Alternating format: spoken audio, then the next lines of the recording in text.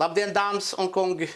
Šodien mēs vienos vārtos esam iedabūjuši Latvijas šķēpa mešanas maestro, Latvijas šķēpa mešanas guru Valentīnu Mazzālīti. Labdien, Valentīna! Labdien! Man prieks tevi redzēt tavas 85. dzimšanas dienas priekšvakarā ar skaidru prātu, veselu un laikam vēl arī šķēpa mešanu saprotošu un mīlošu. Man liekas, ka tagad es beidzot saprotu, kā jāmes šādi. Vai nav bišķi pa vēl tās atziņas nākušas? Nē, es tikai pārliecinās, ka pēdējos gados es pārbaudīju praksē vēl tās idejas, kuras man ir radušās kādu reizi. Un tagad izkristalizējušās un palikuši tikai tās, kuras es varētu pielietot praksē. Ja man būtu treniņa grupa. Jaunajiem cilvēkiem, kuri varbūt nezinu, un tādi varbūt arī diezgan daudz, Valentīns Mazzālītis ir manā skatījumā, un ne tikai manā skatījumā, Latvijas, varbūt Eiropas, varbūt pasaules labākais treneris, to es nevaru spriest, bet viņš ir izaudzinājis pasaules klases šķēpmetēju Jāni Lūsi, kuru pagājušajā gada rudenī uzņēma Starptautiskās vieglatlētikas federācijas slavas zālē, atzīstot faktiski viņu par laikam par visu laiku labāko šķēpmetēju, ja? Tas ir vispār, šie termini labākais, tas ir tāds izstiepts. Un, jo par to, ka Jānis ir to nosaukumu izpelnījies, tur arī var strīdēties, jo metuši citi ir tālāk par Jāni. Bet savā laikā bija tā, ka Jānis satikās ar saviem konkurentiem, tad viņš vienmēr atstāja savus konkurentus Jaņos. Valentīna, labi, bet tavs labākais audzēknis taču Jānis bija. Tā jau gandrīz iznāk, jo vairāk nevienu olimpiskā čempiona nav. Es esmu šo to lasījis, kā tu sāki darboties, ka šī ir bijusi tava pirmā grupa, kurā Jānis bija. Tu biji 54. gadā bija beidzis Fiskultūras institūtu, un Jānis iestājās 57. gadā vasarā, un tā bija tā pirmā treniņa grupa, ja? Vai jau tu biji trenējis kaut ko bijuši? Ja, mēs bijām mazliet piestrādājuši Rīgas jaunatnes sporta skolā savā laikā, bet tur jau audzēkņi man tā nebija, tur, kā lai saka, kas pagadījās pa kājai. Bet tad, kad atnāca 57. gadā tas iesaukums, kurā bija arī Jānis Lūsavs, tad es pa īstam arī strādāju kā treneris. Es mazliet to laiku atceros, bet kādi bija jūsu treniņi? Cik stundas gari tie bija? Oi, jo es par tevi esmu dzirdējis daudzas nostāstus, ka Mazzālītis atnāk, noliek savu portfeli, iemet 10 soda metienus un paņem portfeli iet tālāk. Tāds numurs notika ar veco Ādolfu Grasi. Tās bija tā kā sacensības, ja? Mēs savā starpā sacentāmies, jo viņš, un tur vēl dažām pasniedzējiem sacentās, kurš ar iemest vairāk pēc kārtas soda metienus vai 50 pēc, cik var iemest. Un viņš man saindēja, un es viņu diezgan smagi nopēru. Mums pēc tam noteikumi bija vienkārši. Ap 2 meti, kamēr aizmeti... Viens garām, ja? Nē, 50 meti. Bet tikai tie kādā veidā, ja 50 iemet, tad vēl var tiesības mest vēl turpināt. Un mums bija noteikums, cik es viņam dodu 10 priekšā jau. Viņam jau 10 ir iekšā. Un jāsaka tā, ka mēs metām drausmīgi daudz, bet nevienreiz viņš man nevinnēja. Jo man, teiksim, lai iemest 50 sodas pēc kārtas, tas bija apmēram tīvai tā kā nospļauties. Labi. Cik tad ir tavs personiskais rekords? Personiskais rekords ir kaut kur ap 100. Pēc kārtas? Jā. Tas nav nemaz tik briesmīgi, tikai jānokoncentrējās un jāprāt uzvesties. Kā saglabāt, teiksim, stāju nemainīgi, lai ir visu laiku izmest to vienādu ķermeņa stāvokli. Un noteikums ir tāds, ka viņam ir pirmkārt jau 15 iekšā viņam skaidrs, ka viņš jau sāk mest. Un tad, kad aprēķināja galīgos rezultātus par katru to reizi, kurš ir vairāk iemetis, pretinieks viņam maksā vienu kompaktu institūta ēdnicē. Nu, īsāk sakot, Ādams aizgāja pie senčiem, un, ja nemaldos, viņš vairākus 100 kompaktus palika man parādā. Jo tur tā, es tev piemēršu to vienu tā interesantais numurs. Vienā dienā es biju sagatavojies, lai iet mums pasniedziet ģērbtos pie viena blakus durvīs. Es biju saģērbies ziemas mētevu mugurā, kārtīgi ziemas cepuri galvā un pie rokas portfels ar smagām grāmatām, ko nesīšu uz māju. Izēju pa durvīm mārā Ādams priekšā. Saskrenamies. Šis uzreiz pas, nu ko, sametīsimies? Es saku, jā, bet tu taču uzreiz saka, bet tā kā stāvu. Nu, viņš domāja, ka viņš man vinnēs, bet es tāpat, nu, liekas, arī viņam bija 15 iekšā, un vienalga viņš nevienreiz man savā mūžā nevinnēja. Un arī tad, kad ar to hūti es gāju laukā, nenoņemot no galvas, un smagoja ziemas mētelis, kad nevarēja roku, jo izteikt augšā. Kaut ko te vajadzēja, mēs stāvam, ne?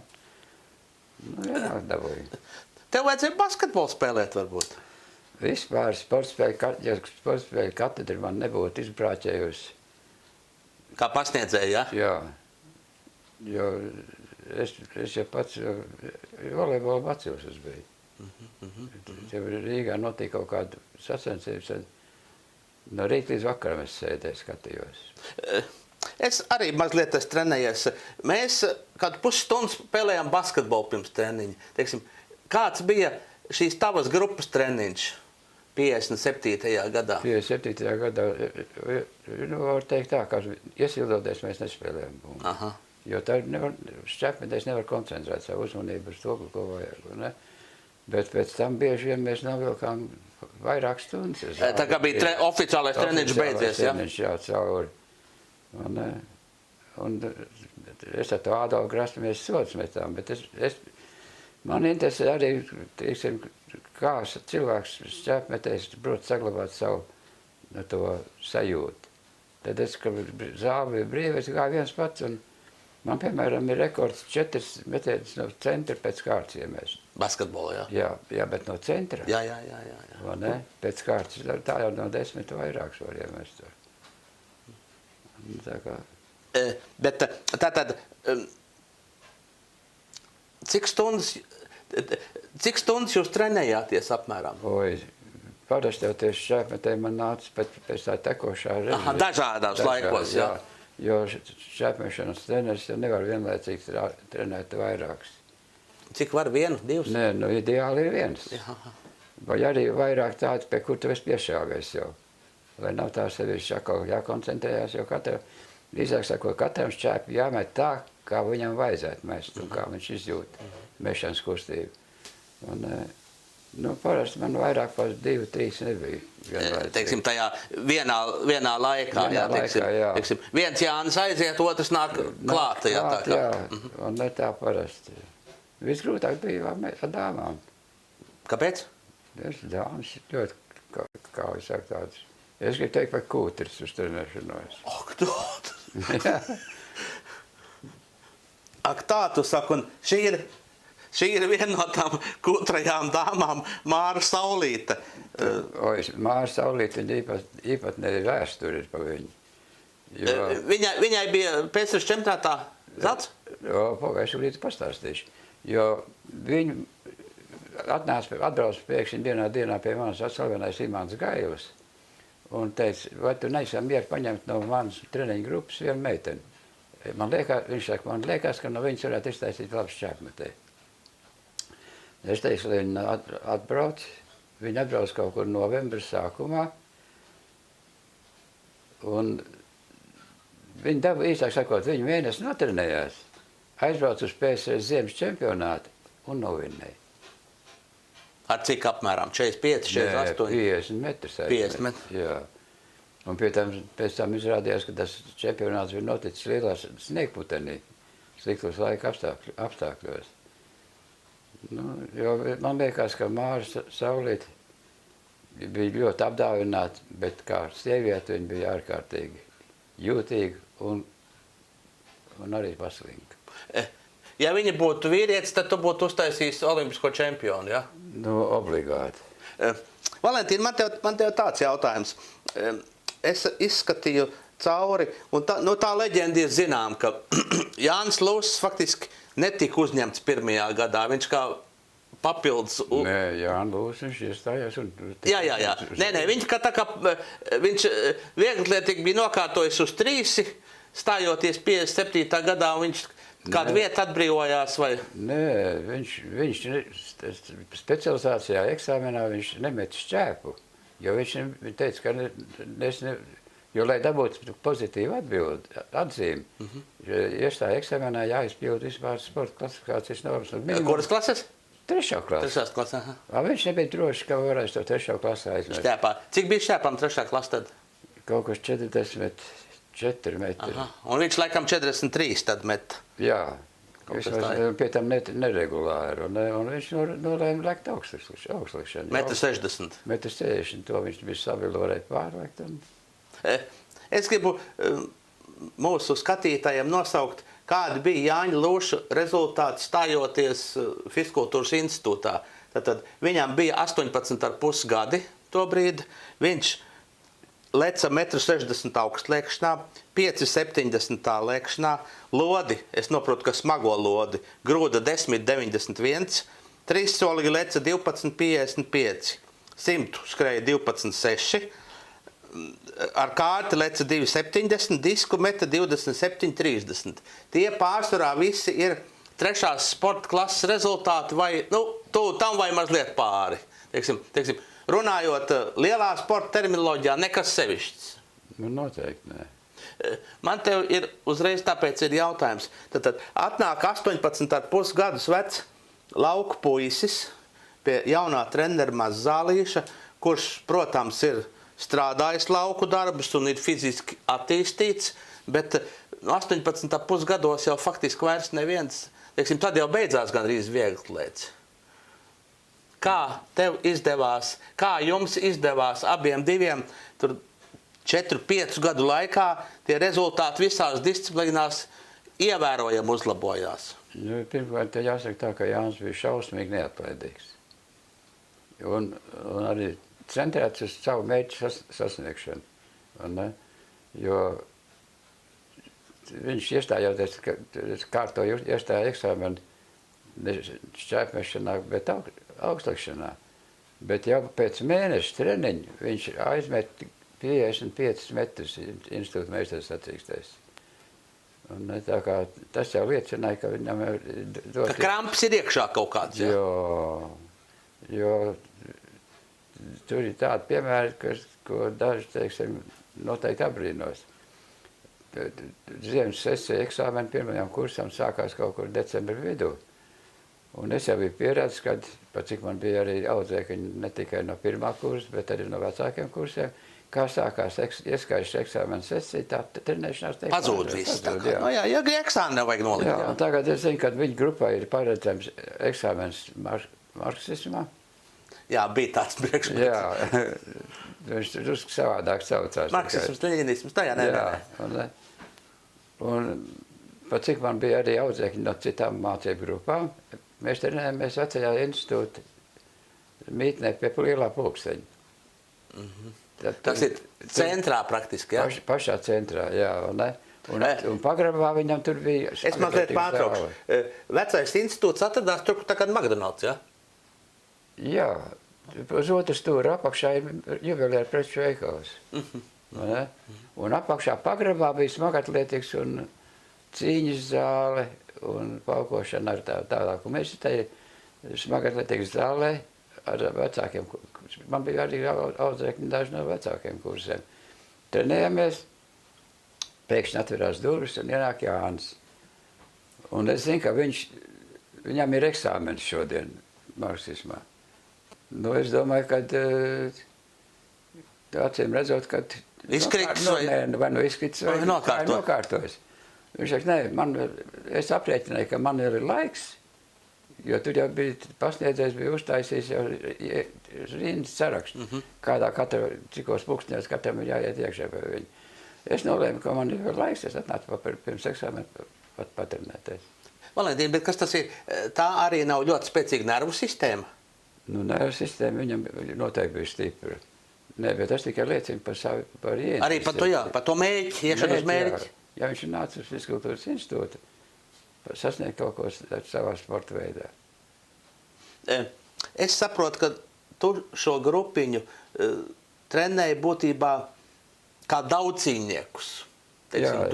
Lai būtu vispārējā fiziskā sagatavotība visos pārējos sporta veidos, kā daudzcīņnieks tu trenēji, ja? Nē, nu es jau zināmā mērā, es jau pats startēju daudzās sacensībās, gan visās vieglietīgas disciplīnās. Bet tikai ne garāk par 100 metriem. Visās liekšanās, un es esmu startējis Rīgas meistarībā disku mešanu finālā. Aha. Nu, kas to vispār disku metēs, to var redzēt, ka paskaties uz manu plānu savijas caurspīdi. Bet man bija jau izveidojies zināmā mērā tāda pārliecība, ka, lai sasniegtu augstus rezultātus izvēlētajā disciplīnā, šoreiz kā šķērsmešanā, tad tas nozīmē, ka viņam jābūt vispusīgi attīstītām. Un tāpēc arī mēs, teiksim, treniņā visu virzījām uz to, lai viņš pirmkārt iemācītos labi skriet. Un viss spēku un lokanības vingrinājumus. Un pēc Fiziskultūras institūta students viņam jāprot izpildīt visas vieglietīgas disciplīnas. Lai viņš pēc institūta beigšanas, kad strādās praktisko darbu, lai viņam nebūtu jāsāk štukot, kā lekta kārta. Kā lekta kārta, jā. Tāpēc arī noteikti viņš atnāca uz treniņu. Pirms marksismu. Jā. Valentīna, bet vienalga, mani tas joprojām pārsteidz. Es nespēju savienot to, ka šie rezultāti iestājoties, jā, un burtiski jau tātad 59. gada sezonā Jānis jau ir gandrīz sporta meistars sametis, 72 un mazliet pietrūcis. Jā, nu. Kā tik šausmīgs progress var būt cilvēkam? Nu, progress ir tā, es domāju, bija tāpēc, ka pirmkārt viņš bija ārkārtīgi neatlaidīgs. Un pa cik grupā viņš kopā trenējās, tad viņš aizrāva arī līdz savus grupas biedrus. Viens trakais bija, kas... Jā. Un otrs trakais bija... Kas to visu vadīja. Un man nekad nevajadzēja viņus teicināt uz treniņu atnākt. Nekad nevajadzēja teicināt, teiksim, cik reiz katru vingrinājumu jāizpild ir. Un es atklāt sakot, brīnījos ar kādu tādu uzticību tie man audzēkļi, man izpildīja visu tos, ko es viņam liku. Ko tu biji sastādījis, jā? Jā. Un rezultāti jau runāja paši par sevi. Valentīna, bet es atvainojos. Tu tobrīd tev bija 27 gadi, nu pilnīgi jauns mācības spēks. Kur tu biji mācījies visas šīs? Es esmu dzirdējis, ka tu esi gribējis iet studēt universitātē inženiertehniskā fakultātē. Tā kā tev biomehānika tev vienmēr ir interesējusi. Runas par universitāti ir vispār tā kā sapnis. Jo tad, kad es beidzu Talsvietas skolu, tad visi skolotāji, un es arī domāju, ka es tieši uz universitāti. Vēl tikai izlemts, kurā fakultātē rīktīgi, ne? Bet tad, kad atbraucu uz Rīgu kārtot iestāju eksāmenis, tad, kad es aizgāju līdz universitātes durvīm, man pēkšņi viens teica, te tev nav ko meklēt. Iekšējā balss. Vārds pilnā nozīmē. Tas ir turpat, kur tagad Raņa bulvārī. Raņa bulvārī, jā. Un neļāva ne pat nospiest. Ej tālāk, jā, mazliet. Tālāk, jā. Un man bija sarunāts ar manu klases biedru, kurš arī startēja uz to Fiziskultūras institūtu. Tanī dienā, kad beidzās dokumentu pieņemšana augstskolās un sākās iestāja eksāmenu kārtošana, es saskrējos ar vienu to klases biedru uz Marijas un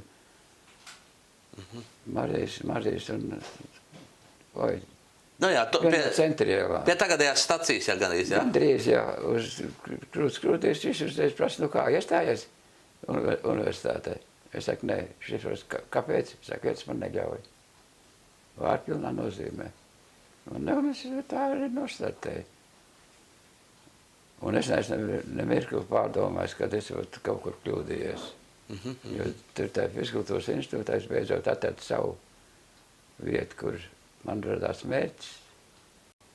Un es, protams, centos arī apgūt visu to, ko, teiksim, citi bija jau apguvuši, un centos viņiem līdzināties.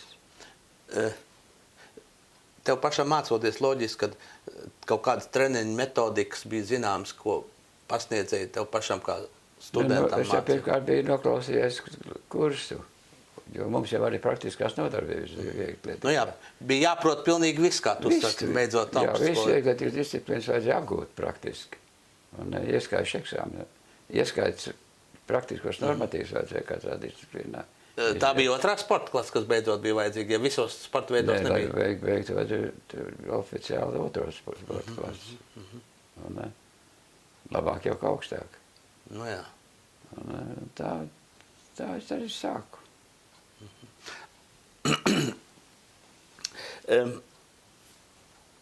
Man ir tāds jautājums, vai latvieši ir dzimuši šķēpa mešanai? Latviešu gēnos vai, nezinu, ir iekšā kaut kas tāds, ka viņi varbūt met labāk šķēpu par citiem?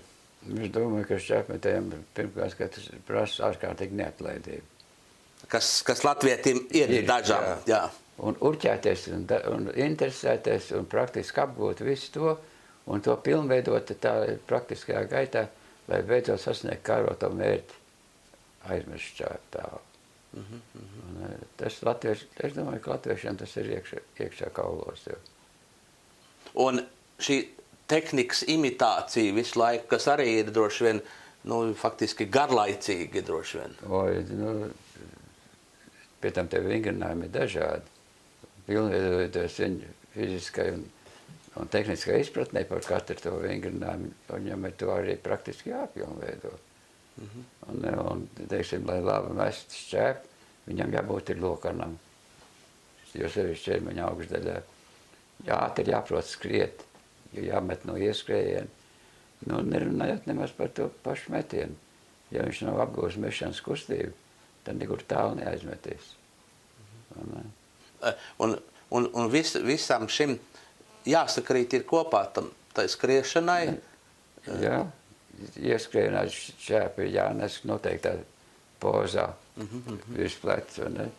Tad, kad pieskrien 4 vai 5 izmetienu soļus no izmetienu līnijas, tad šķēpi jāatvirz atpakaļ, lai viņš tiktu noturēts pareizā leņķī gan pret horizontu, gan arī pret pašu ķermeni. Un ieskrien beigās jāizpild to saucamo izmetienu soļu ritmu, kas atļauj pilnvērtīgi arī izpildīt pašu izmetienu. Es esmu dzirdējis kaut kādu tādu terminu, es gan nesaprotu, kad esot vajadzīga tā pātadziņa beigās.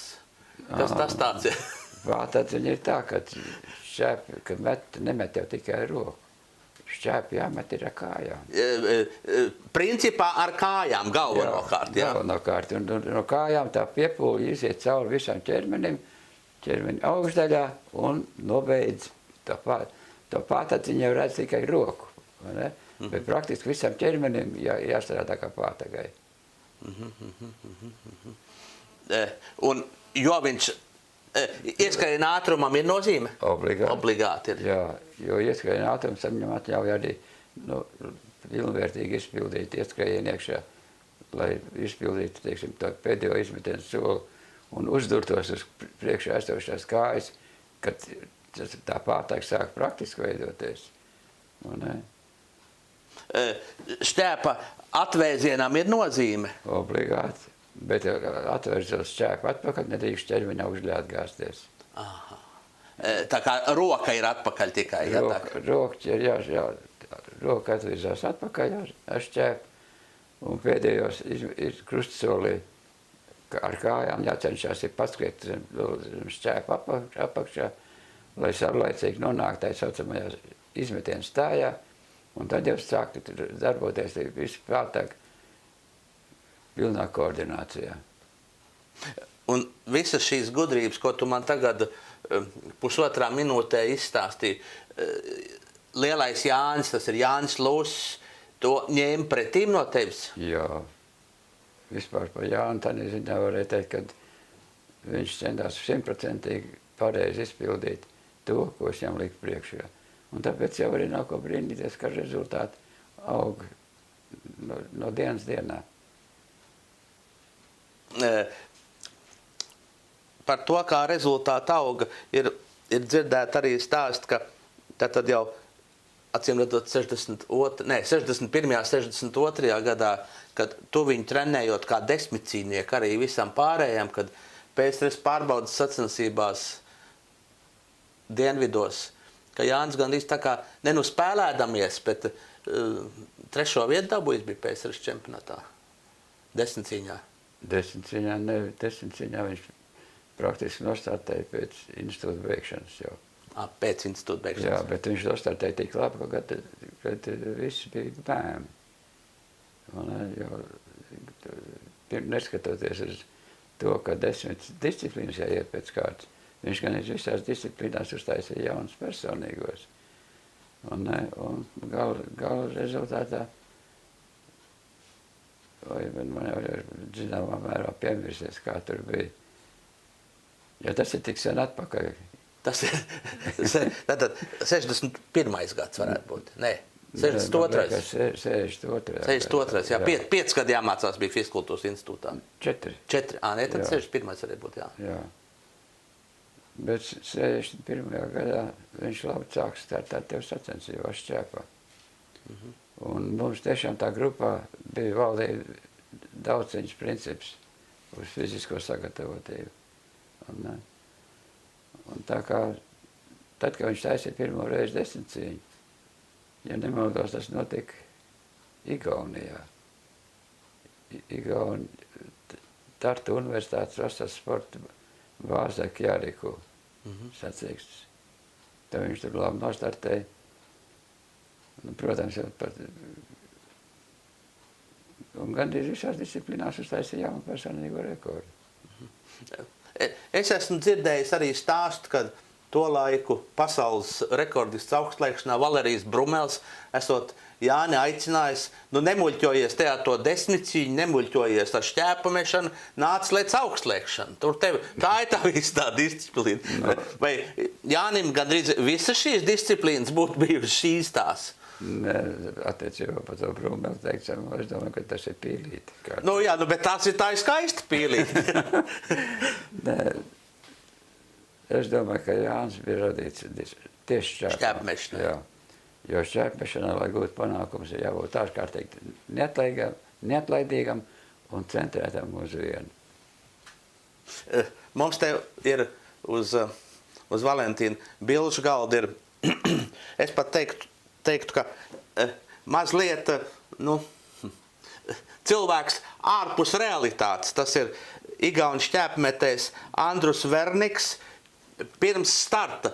Teiksim, kāda šausmīga koncentrētība. Man liekas, ka viņš vispār neko citu neredz. Viņš ir iekšā tajā šķēpā pa 101%. Man liekas, vairāk kā 101. Vairāk pa 100. 200. Tur tikai tā kustība pēc tam izpaužās pašā metienā. Tas ir Varniks, viņš uzvarēja Ļeņingradā pasaules čempionātā sacīt. Un par viņu ir vispār īpatnējs atsaukums. Daži igauņi paši viņu uzskatot pa mazliet pasisto, tā labā nozīmē. Aha. Bet lielie sportisti jau visi mazliet neķerti, pasisti kaut kur, jā? Ja tas nav, tad vispār nav ko lielā sportā darīt.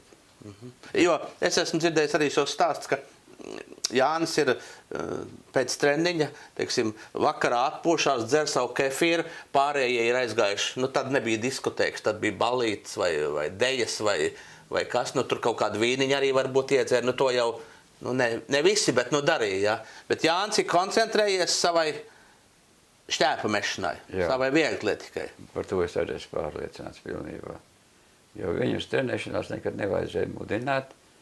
Viņš uzklausīja to, ko es viņam teicu, un viņš to centās ne tikai 100% izpildīt, bet ar vēl augstāk, tā kā viņam parasti saka, ka tik, cik labi var izpildīt.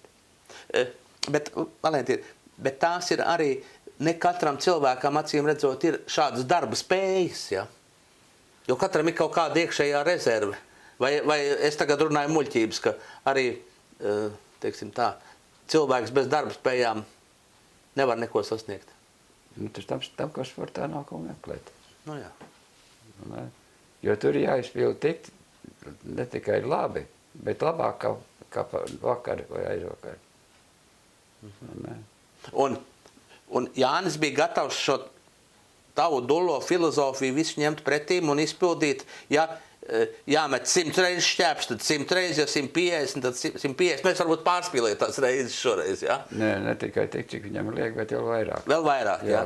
Jo parasti tev ir tā, ka treneris saka, jāizmet tik un tik metienu. Nu, kādu no žilī, jā? Jā, bet ja par treniņu gaitā izveidojas situācija, ka viņam vēl iespēja mest vairāk, tad to mēs vienmēr izpildījām. Jo lielā mērā jau mešanas reižu skaits atkarīgs no tā, cik pareizi met. Un ja pareizi tiek izpildīta lielākā daļa metienu, tad tas metienu kopējais skaits vienmēr paliek lielāks. Ja viņš nav noguris, piemēram. Jo jācenšas ir katrā treniņā izpildīt maksimālo iespējamo metienu skaitu, jā.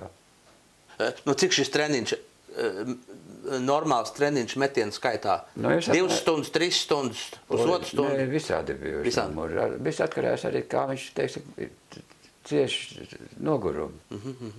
Jo jāmet tik ilgi, kamēr var mest.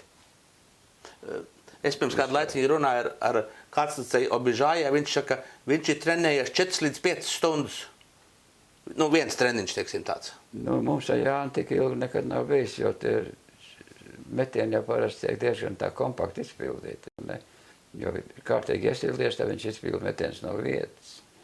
No 3 soļiem, un tad sākās mešana no ieskrējiena. Ja kāpēc nemest vairāk, ja var pamest? Jo sevišķi bieži vien gadās, ka vienā treniņā ieplānots ir, teiksim, mēs 20 reizes no garā ieskrējiena. Ja viņš uzmet 20 reizes un viņš ir gatavs mest... Un labi jūtās vēl, jā? Nu, noteikti. Bet, ja sajai kaut kas grīžtē, tad ir laiks pārtraukt. Aha. Tas ir trenerim jāredz, jā? To jau viņš pats audzēknis arī jūt. Tur jau starp treneru un audzēkni jābūt pilnīgai saskaņai. Teiksim, ir... Man jāiejūtas viņa ādā. Un viņam tev pilnībā jāuzticās. Jā.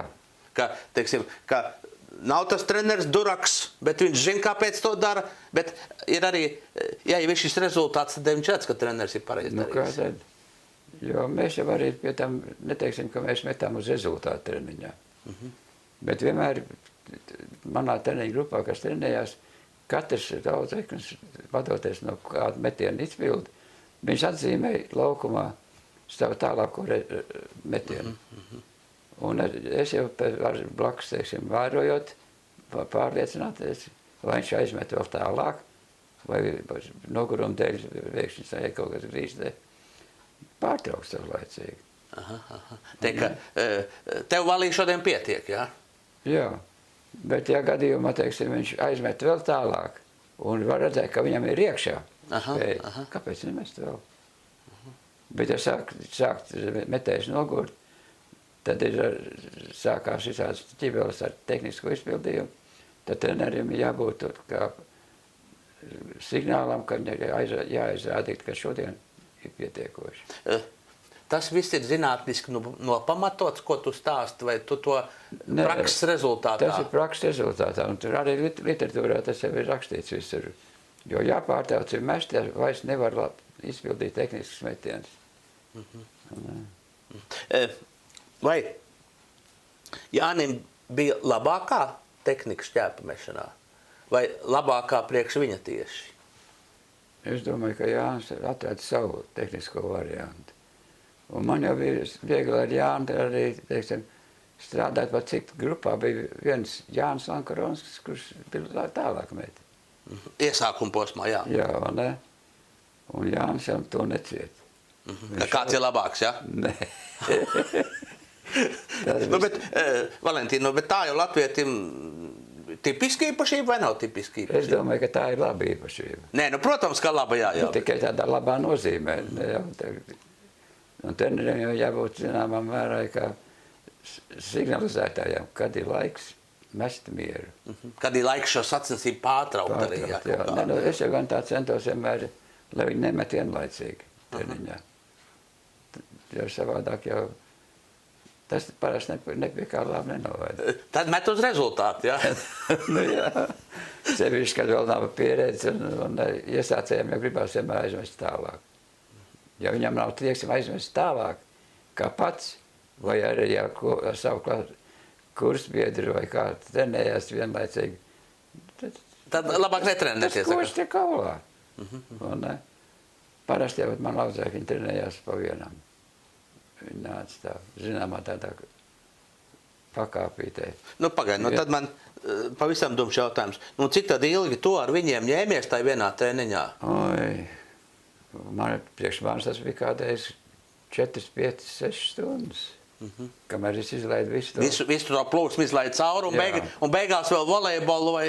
Ne, nu pats tur volejbolu ne, bet mums bija gadījumi, kad mēs vispār, jo te runā par volejbolu var, ja sporta spēļu katedra nebūtu man izbrāķējusi un atteikusi iestāju eksāmenu, kā turpināt volejbolā, es šķēpā nebūtu aizgājis.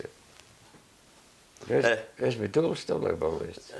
Kam mēs varam pateikt paldies, kurš vadīja to brīdi šķēpmešanu?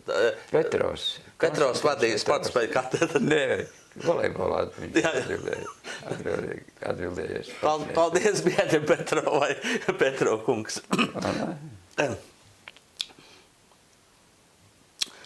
Valentīna, Jānis meta tātad līdz 76. gadam, līdz 37 gadu vecumam, no 18, 20 gadus faktiski gandrīz, jā. Es neesmu dzirdējis, neesmu lasījis. Viņam bija savainojumi vispār. Es droši vien, ka tu saproti, kāpēc es tev uzdodu tik dumu jautājumu. Tāda nopietna savainojuma, nē. Bet viņam ir bijuši kādreiz kaut kā potīti sagrūži. Jo es atceros, kad mēs bijām ar viņu uz visēnējuši treniņu nometni Maskavā. Un es viņā treniņā sāku just, ka viņam ir iespējas uzstādīt jaunu republikas rekordu. Mēs ar Jānu nolēmām, ka viņš atbrauks uz Rīgu nostartēt, jo viņš bija jau vairāk kārtējs sacensību uzvarētājs, bet viņam nebija Latvijas rekordu. Nē, čempions viņš bija.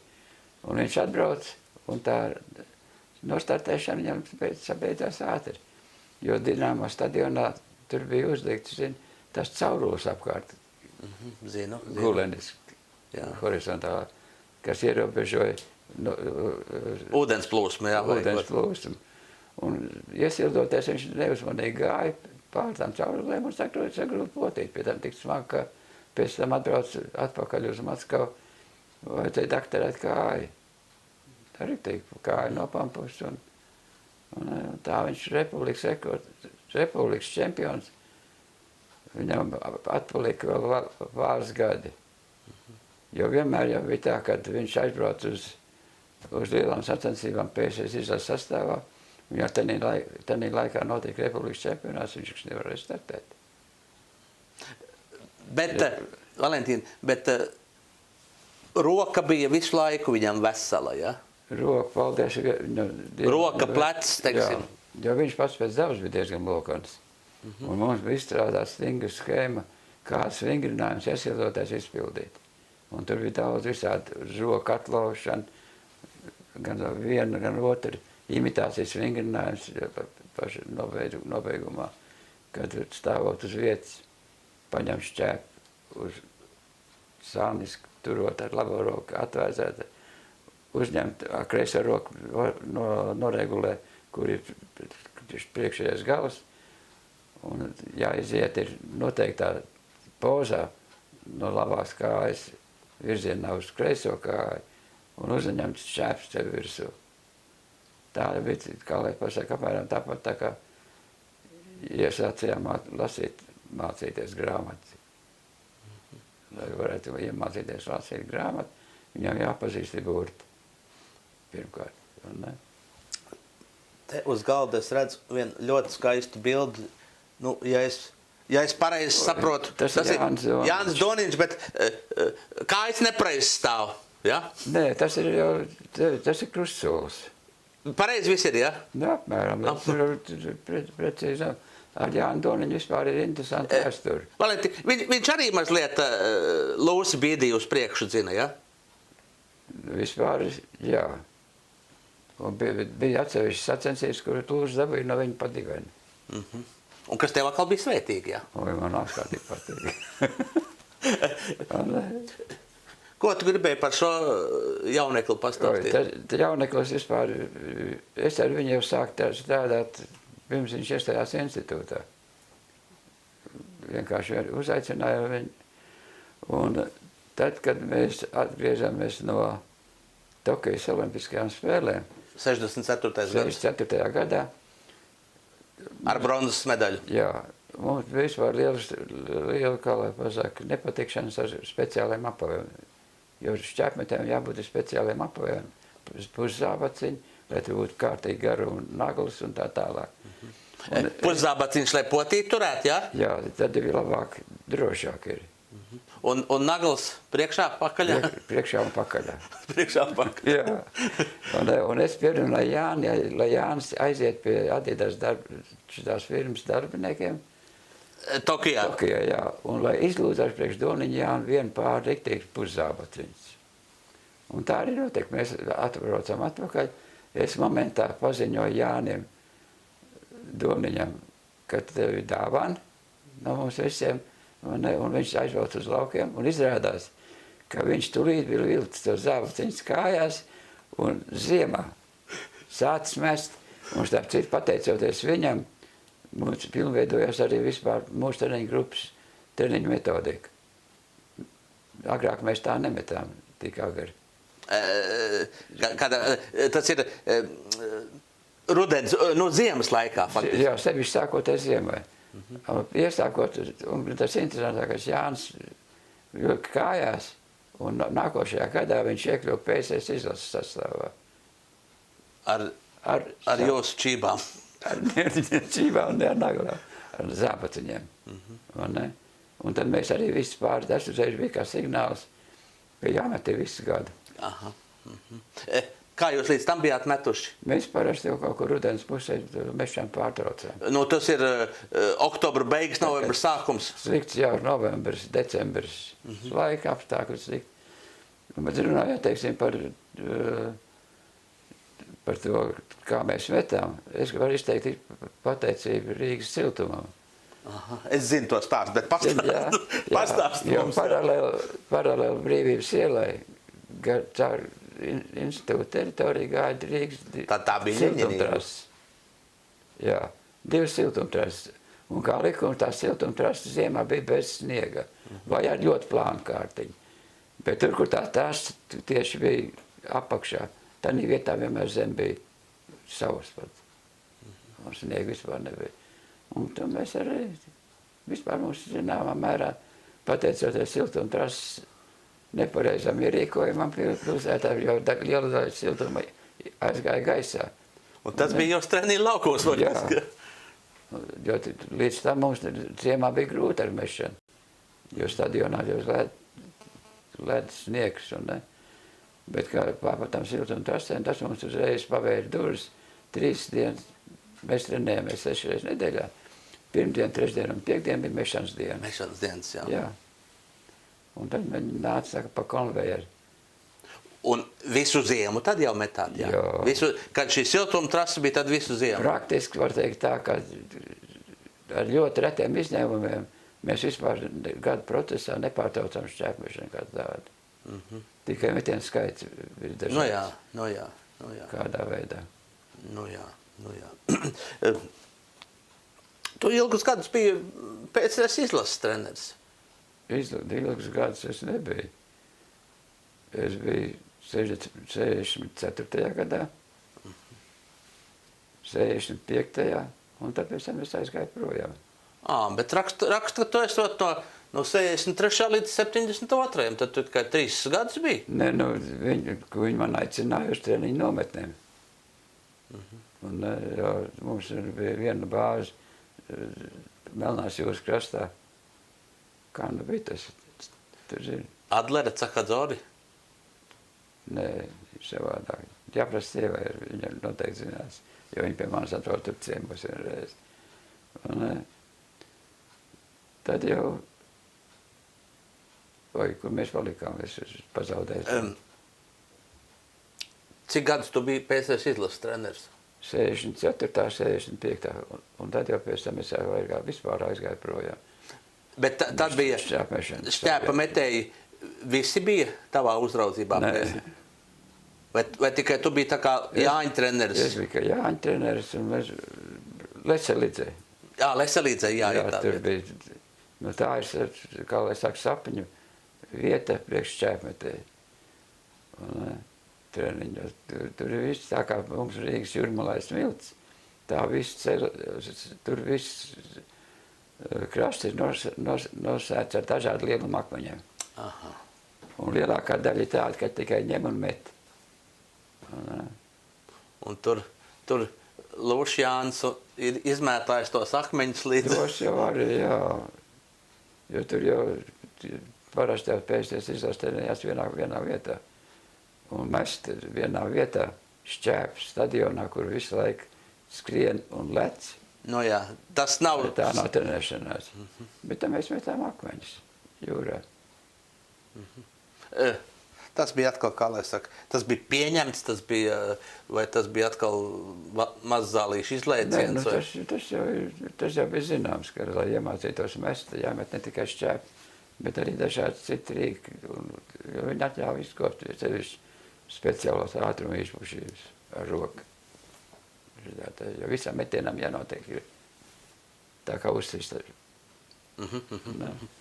Tā kā beigās vēl, tā kā volejbola bumba sistu, jā, tā kā kaut kas līdzīgs, jā? Jā.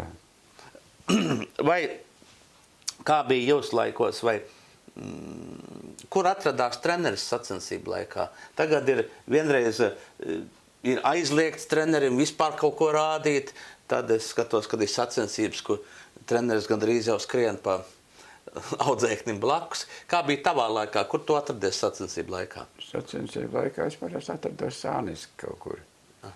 Apmēram kaut 50-60 metru atzīmes tribīna. Labajā pusē vai kreisajā?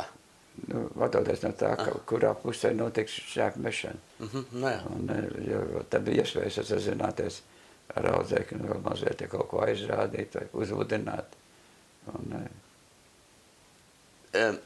To drīkstēja to laiku? Nē, nu pateikt, tas vienmēr jau notika tāpat. Nu jā, un tagad arī, kad aizliegts, bija tāpat visi saka priekšā to. Tas jau netraucē neko. Jo viņš taču ieinteresēt vai aizmest tālāk. Vai sacensībās Jānis bija, šīs korekcijas bija jātais kaut kādas?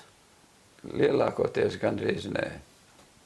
Un mums jau iegājies jau praksē, teiksim, kā sagatavoties, kā iesildīties, kurā mirklī sākt sildīšanos, ar kādiem vingrinājumiem. Viņš jau to faktiski zināja, visu izpildīja. Tā jau viņam bija vienīgais, ja atnāca iegājoties stadionā, un ja jūt, ka kaut kas ir nepieciešams viņam mazliet viņu uzmudināt, vai teiksim, kaut ko labot, un tad paņem un nokliedzēs. Lai Jānis pienāk tuvāk barjerai, un to jau tas jau nav aizliegts. Vai viņš vienmēr bija koncentrēts sacensībās? Vai... Parasti man vispār nevajadzēja viņa sacensībās kaut ko vēl speciāli mudināt. Nebija tā, ka tev jāsaniknini viņš bija, vai... Sportiskais niknums viņam bija vienmēr. Jo vienmēr viņam bija, teiksim, ka gāja uz startu. Viņš jau gāja uz startu ne tikai tāpēc, ka jāizmet, bet mēģināt uzlabot ar savu personīgo rezultātu. Vai arī vinnēt. ja bija līdzīgi pretinieki. Un tas stāsts, ka izvēlās kaut kādu punktu, nu ne tribīnēs, bet stadionā, kur šķēps jāaizmet ir. Nu, tās ir teiksmes tikai,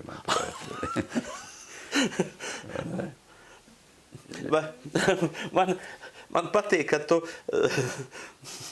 esi diezgan reāls cilvēks šai ziņā. Ka tu tās teiksmes tā kā nobīdi malā, bet bez tā šī arī ir viena skaista teiksme. Kas tā ir? Nav, itālieši nav pratuši uzcelt taisnu māju, un pie tās ir 3 latvieši. Jānis Lūss, Elvija Rozoliņa un Valentīns Mazzālītis, 72. gads. Jā, tā ir vispār viens no patīkamākajiem ārzemju braucieniem man. Jo, starp citu, uzkāpt augšā tur tajā turnī. Es jau neesmu no tādiem kļēvoļiem, bet man tur vienā brīdī, jo visu laiku spiež pie ārējās sienas. Ak tā? Jā, jo viņš slīp stāv. Un es vispār brīnos, kā tas turis nav sen sagāzies.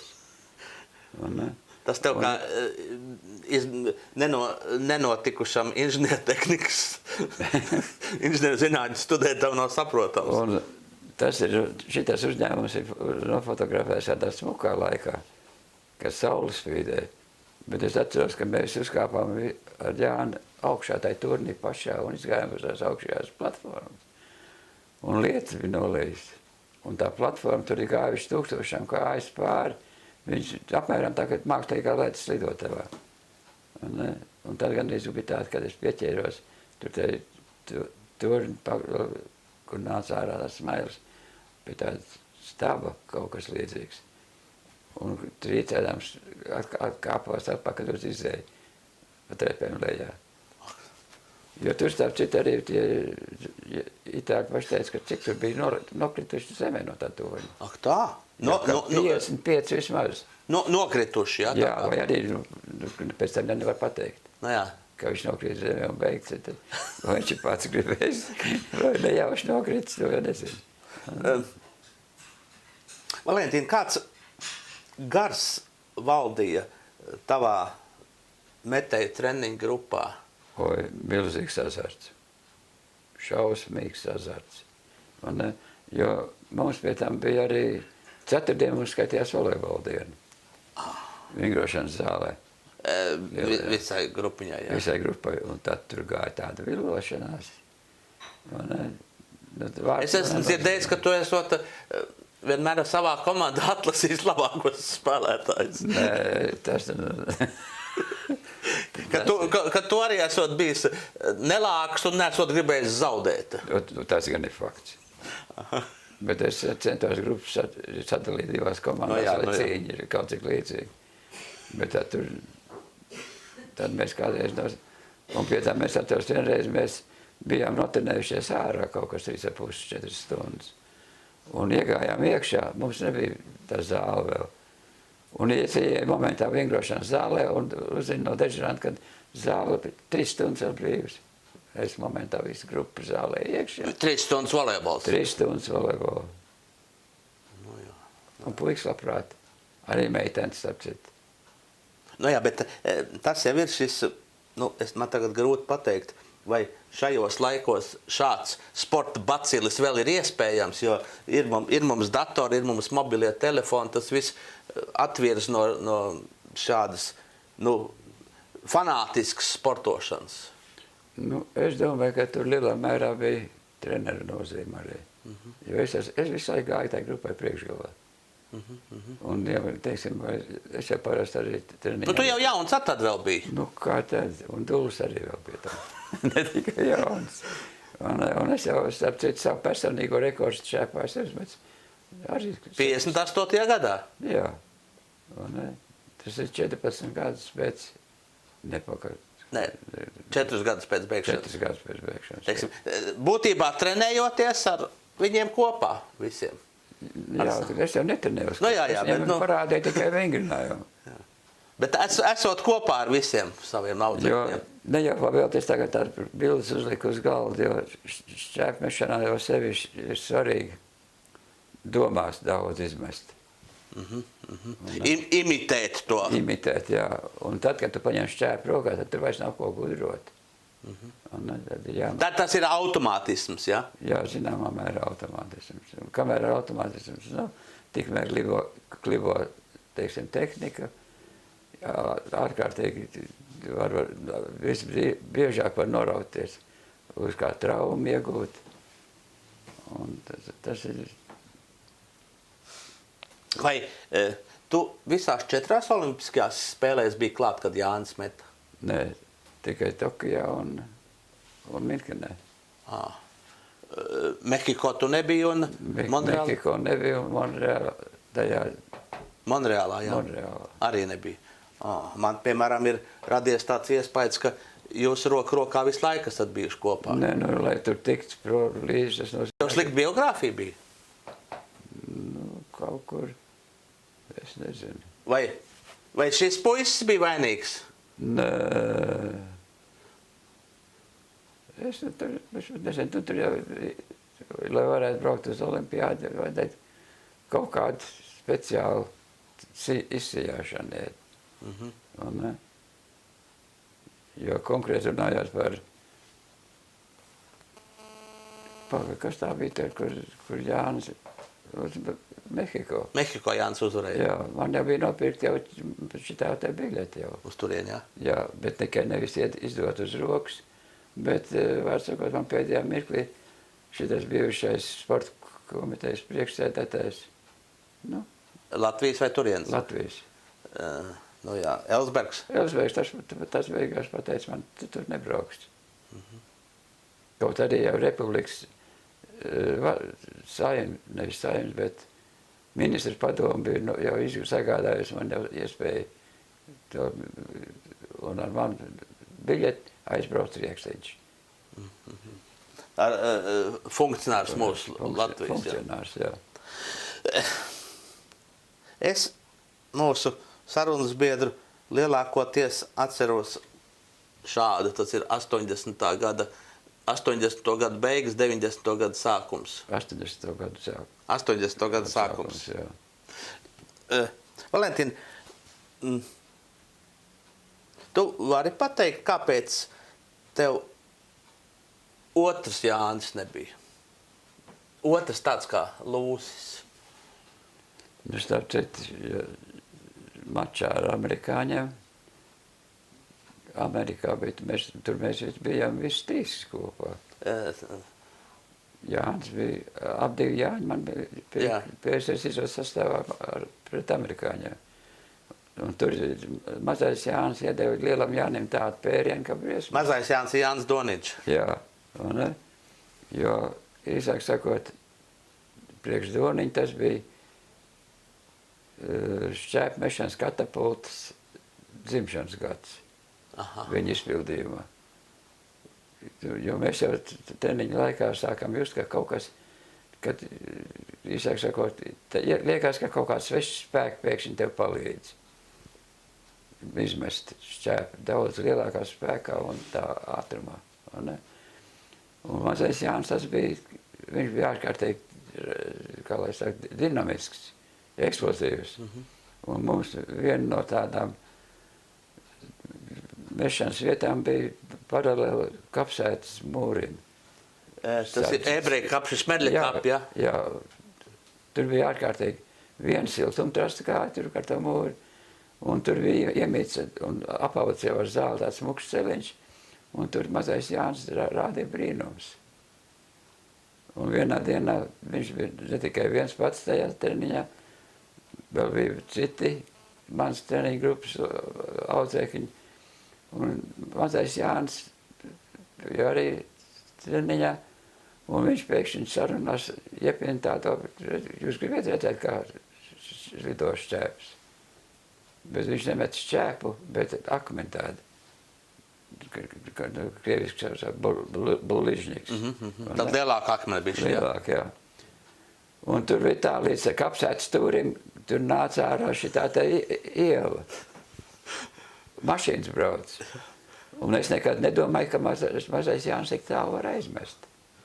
Un viņam var pilnā nozīmē izdevās tāds metiens, kā ārprāts. Un es tagad skatos, ka tas akmens lido, un iekšēji tā lūdzu, lai tur neviena mašīna nenāk. Un tādā momentā, kad parādījās aiz tās sētas stūra vieglās mašīnas snīps, un tādā momentā šķēps, tas akmens ir pārlidojis tai mašīnai pāri, un ja es būtu trāpījis, es noteikti būtu cietumā sēdējis pēc tam. Bet tur bija daudz, vairāk kā 100 metri. Nu jā, tur jau ir tā lieta. Vairāk kā 100 metri? Vairāk kā 100 metri no tās vietas, kur mēs metām. Nu jā, tad es saprotu tavas, ka nevar tik tālu aizmest. Nu jā, tur bija labi trenēšanās vienīgais, tad, ja vējš būtu no institūta puses uz kapiem, tad mēs tajā vietā varējām mest tikai pretējā virzienā. Uz to pārbrauktas puses nedrīkstēja mest. Jo tā labākā mešana bija tur, metot it kā uz to pārbrauktas puses. Bet bija viens gadījums, kad Jānim šķēps pārlidoja pāri šitai sētai, un burtiski pēc 2 sekundēm šķēps atlidoja atpakaļ. Tas nozīmē, ka vienam blakus kapsēts, nu jā, obligāti blakus. Pēc tam tas bija signāls, ka vēl jāuzmanās ir. Un ja vējš būtu no institūta puses virzienā uz kapsētu, tad drīkstēja mest tikai pretējā virzienā. Vai, Valentīna, tur ir uzstādīta piemiņas zīme, kad šeit izaug Jānis Lūsis un šeit mēs metām šķēpu, vai tas nav? Pie tiem kapiem, pie tās siltumtrases. Doniņa Jānis tas bija. Jā. Nē, nu nav, bet tur ir bijuši vairāk gadījumi, kad ar laimīgām beigām. Tā kā es pamatā interesējos par hokeju un rakstu par hokeju, man lika nodot tev sveicienu. Tu esot dažus gadus strādājis Latvijas bērnu sporta skolā. Latvijas bērnu sporta skolā? Valentīna, tie gadi, ka nevarēja sakārtot Latvijas šķēpmetēju klubam, viņam bija kaut kur jābūt piesaistītām, un tad Latvijas šķēpmetēju klubs ir bijis piesaistīts pie Latvijas bērnu sporta skolas. Nē, ja pēc institūta beigšanas es kāds pāris gadus strādāju Rīgas jaunatnes sporta skolā. Nu jā. Tur pie Rīgas pilsētas izpildu komitejas bija norganizēts sporta skola. Man, Valentīna, jāsaka tev liels paldies. Es šo to atcerējos, šo to uzzināju jaunu, un es nebūšu melojusies tev nosaukšu par Latvijas labāko šķēpmešanas treneri. Man nepatīk tas, bet niknākais gan. Niknāk. Pats niknākais Latvijas šķēpmešanas treneris. Labā nozīmē. Labā nozīmē.